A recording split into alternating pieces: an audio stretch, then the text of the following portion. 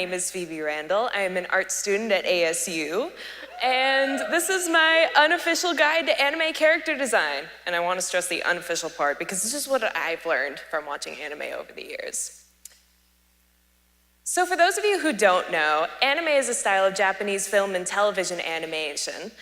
And I started watching it when I was really young. Me and my brothers would watch Pokemon or Yu-Gi-Oh! And I watched Kiki's Delivery Service religiously, as my mom can testify. Hi, Mom.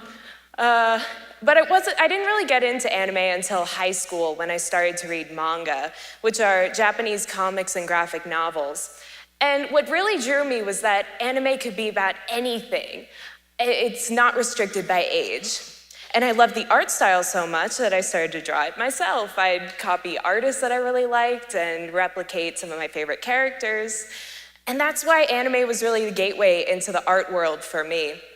The style itself is composed of such simple shapes that it's a lot less intimidating than fine art and a lot more approachable as a beginning artist. In addition to that, the designs of anime are so clear. It's a lot like Disney in that they exaggerate the expressions of the characters to make sure the audience knows exactly what they're thinking.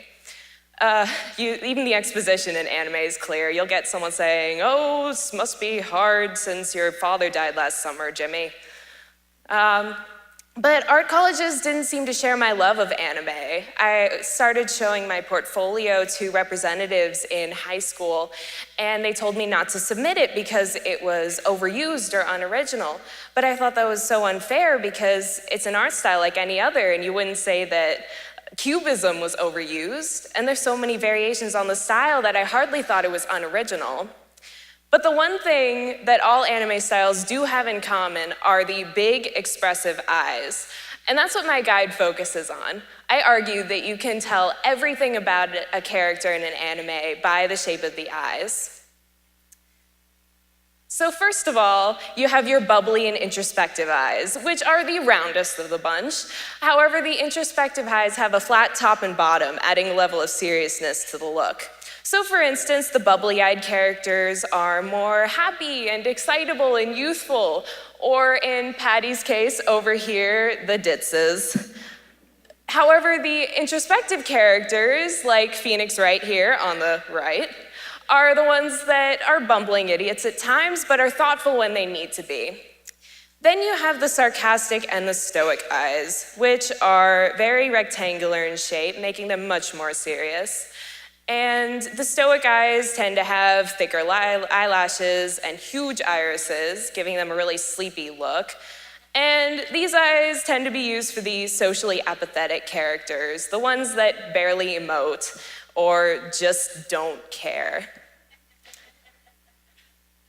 Next, you have the cool and the seductive eyes, which are also very rectangular in shape, however, a lot more narrow, making them even more serious. The seductive eye is basically the cool eye with more eyelashes.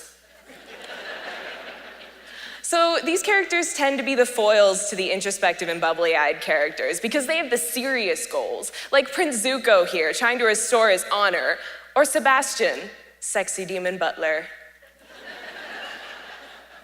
Finally, you have the mischievous eye, which is very identifiable by the wingtip lashes and the overall cat-like appearance of the eye. And it's pretty self-explanatory. They're the sly pranksters and jokesters. So, on top of all of this, you have my favorite part of the character design, the glasses. It's really interesting because depending on what type of eye you pair with what size glasses, you'll get a different feel for the character. So for instance, if you combine a cool eye with very narrow glasses, you'll get characters that are more competent or intelligent. However, any other eye with big glasses makes them look more bookish or dorky. So I hope what you can take away from this is that, yes, anime does tend to be a bit predictable, especially if you know the formula. However, predictability does not translate to originality. I just chalk it up to clear design. And in Joe Sperano's words, good design is obvious, great design is transparent. But what's not transparent in anime is gender, because that's a dude. Thank you.